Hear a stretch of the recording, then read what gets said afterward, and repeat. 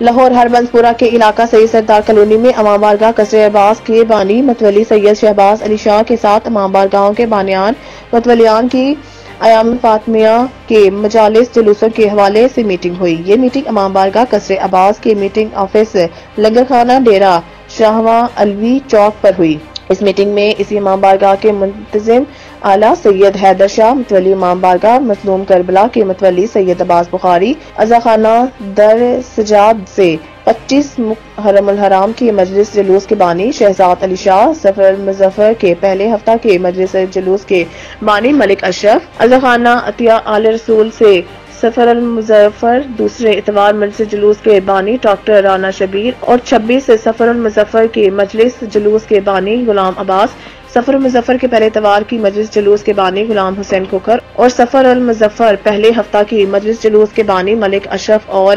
جمادی الثانی کے پہلے اتوار کی مجلس جلوس کے بانی سید عباس علی شاہ شامل ہوئے اور ایام فاطمہ کے مجالس اور جلوسوں کے حوالے سے اظہار خیال کیا گیا۔ سب نے کہا کہ یہ ایام بھی محرم الحرام سے کم نہیں ہے، یہ غم اصل میں رسول اللہ صلی اللہ علیہ وسلم کا غم ہے۔ شہادت بی بی سیدہ کے ایام بھی محرم الحرام کی طرح منانے چاہیے۔